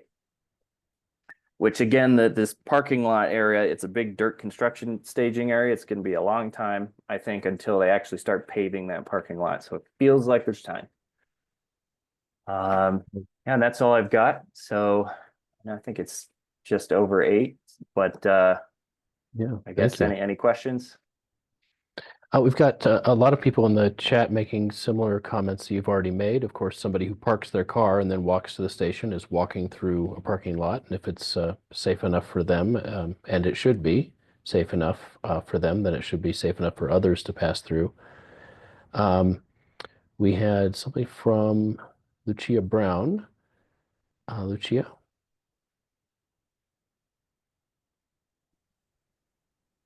Lucia's Hi. comment. Yeah, hi. Yeah, so I just had a question. You had the area where they're crossing the on-ramp, which just seems insane. But I saw an iteration of that plan some years ago where that area there, where that blue line is, was supposed to be a raised crosswalk. Now that part has already been constructed, and I don't see any raised crosswalk. I mean, so there's nothing to stop cars from racing down Broadway and just whipping around there.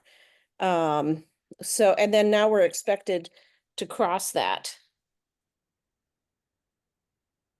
Yeah, I agree. I don't see a raised crosswalk there right now. I was told by the project team, I've been emailing Mr. Ryan Lewis about it, and he says there's still going to be a crosswalk there. A crosswalk, but not a raised crosswalk. He said it would be raised, but unless they're going to put something on after, because right now it's definitely not raised, and they've paved the ramps, they're concrete. So maybe they're going to put something on top. That supposedly that's still coming, but my thought was, even if it's raised, like, why not just avoid the highway ramp altogether and cut right through this RTD parking lot, go under the ramp, right? Yeah, I think that the raised crosswalk was for people who were coming, because that whole area is going to be built out. People who are coming from that dark blue line, coming south from Broadway. Yeah. Right. Yeah, that would, even if they're not going to the station, that would be helpful for them, because this area is kind of a nightmare to walk through, and yeah, that would be helpful. So something to make sure, hold them accountable that they're still going to put in a raised crosswalk there. We had a comment here from the current RTD director from the area, Jamie Lewis. Jamie, do you want to put this in your own words?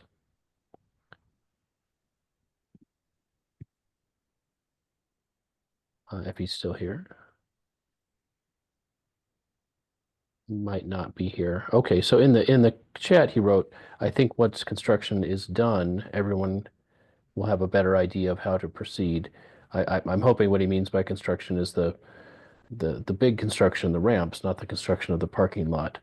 But you can certainly imagine parking lots you've seen at shopping centers and so forth, that the cars park, and between their front bumpers there is a sidewalk, maybe a raised sidewalk, maybe planters, where people who have parked can then walk between the parked cars in a disciplined way, and that would be, the backbone of a really nice path. Right. So hopefully he's signaling that after the main things are done, but before the parking lot is put in. Yeah, and that's like, there's a lot of time for the parking lot to go in. I'm not sure when DOTI would construct this new path here, but I know this parking lot, that's going to be just a dirt staging area for a long time. So there will probably be time to put in, and it would be sweet if we had both, right? If we had two paths. Yeah, well, hopefully Director Lewis does a good handoff on this topic to the incoming director for A. We'll end with Richard. I didn't see anything in the chat from you, Richard, but you have a comment? Yeah, good evening. So fantastic presentation. I want to say great, I'm talking on behalf of Great Denver Transit. We 100% agree, concur with your analysis, assessment, conclusions here. As someone who has, is a civil engineer, traffic engineer, technically by training, the science of pedestrian desire lines has been around for decades, but the ignoring of pedestrian desire lines has also been around for decades, and it's one real thing. So Deborah Johnson's statement, who I should point out is most likely to have been prepared for her by staff, should be respectfully challenged. And then the other point I'll make for you is there was a Vision Zero policy passed. Now, when you pass something like that, a policy, which is what the RTD board can do, that's the equivalent of putting the poster up on the wall and saying, this is what we're going to do. Now, the next phase of that, that isn't the magic wand that will suddenly cure all these facilities. What we then have to do is hold the agency accountable to the policy that we campaigned for it to pass. And that is every time they do a project, they're involved in this, is saying, hey, that is your policy, and as part of your safety policy, it is to prioritize the movement of pedestrians and cyclists. The board meeting on the 3rd of December, I'll be honest with you, this is the last board meeting of a 2-year, board cycle. These meetings tend to have a level of let's pass the minimum of business and, a lot of sort of swan song speeches and thank yous and pats on the back. So I would probably maybe advise that a tactical move might be just to say right now, given this one is not screaming at us for action in the next 4 weeks, is to actually say just almost go straight to the new set of directors and get engaging. And that's with all respect to the interest shown by the directors who are ending this year, and it's like with everything with the board meeting and the public comment, you can overload them. We do, as I say, but this meeting in particular, from past experience, is, the directors are there just to do the minimum, and they're not going to be taking any new issues on, by the very nature. So, thank you. I say we intend to fully support this, and if you need a letter, Ian, we'll gladly provide it for you. Yeah, thanks. Thank you. Thanks, Richard. Those are all really great points, especially what you brought up about RTD passing the Vision Zero resolution, which did mention that they should, in one of the slides of that, it said it should address local infrastructure gaps by partnering with municipalities, improve pedestrian access to stations, as well as station design itself, focusing on sidewalk connections, lighting, and signage. So it does feel like if they're going to hold themselves true to that policy, this could be something to do. That could be pretty easy. And this is pretty much a classic case of why that language was put into the Vision Zero work. Yep. Okay. Well, thank you all. I certainly agree with Richard. This is an excellent analysis, really well illustrated. I'm glad you're getting some press on this, and thank you for sharing it with this citywide audience. Absolutely. Thank you.